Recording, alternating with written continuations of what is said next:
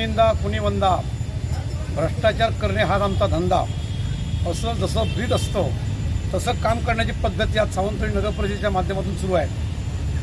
गेली कित्येक वर्षे आपण नगरपालिकेच्या माध्यमातून होणाऱ्या बांधकामाबाबत, अनेक विकास कामांबाबत जे काय भ्रष्टाचार उघड होतात ते उघडपणे मांडले, पण दुर्दैवाने जनतेकडून जो प्रतिसाद पाहिजे तो प्रतिसाद दिला जात नसल्यामुळे ही अशी बोगस कामं ही सावंतवाडी नगरपालिकेच्या माध्यमातून सुरू आहेत। गेली 25 वर्ष दीपक केसरकर यांचं अधिराज्य असलेली नगरपालिका आज ह्या नगरपालिकेची आर्थिक व्यवस्था आणि ढासळत चाललेला विश्वास याचा विचार करता आज जनतेच्या समोर एक महत्त्वाचा मुद्दा ते मांडतोय की संचयनी कॉम्प्लेक्सचा एक वादग्रस्त मुद्दा आपण त्यावेळी वाचला असेल, अनुभवला असेल, आणि संचयनीच्या इमारतीच्या खाली जे पार्किंग केलं ते तळ्याच्या लेवलला पाणी आलं आणि संचयनीचा मुद्दा वादग्रस्त बनला। आणि तसाच वादग्रस्त मुद्दा आज याच्या आधी चिरफाडच्या माध्यमातून मी मांडलेला होता की अंडरग्राऊंड जर इमारतीचं पार्किंग केलं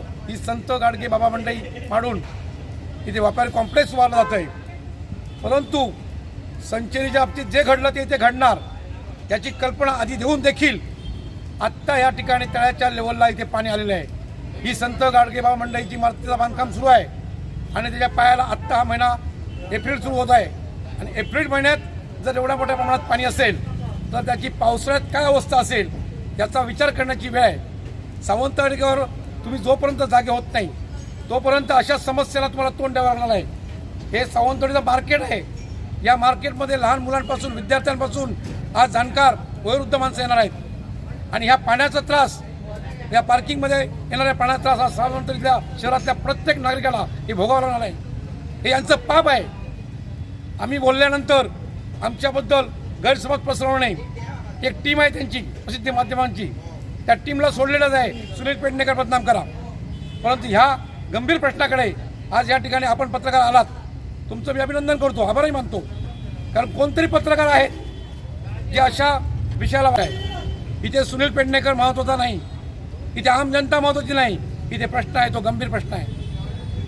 या इमारतीच्या खाली जे पाणी साचणार आहे उद्या पावसाळ्यात याच्यापेक्षाही पाणी होतो आणि या गंभीर प्रश्नाकडे नगरपालिकेने देखील त्याच गांभीर्याने बघून या पाण्याचा कसा निचरा करता येईल, हा प्रश्न कसा सोडवता येईल यासाठी तांत्रिक सल्लागारांमार्फत हा निर्णय घेतला जावा अशी कळकळीची विनंती करतो।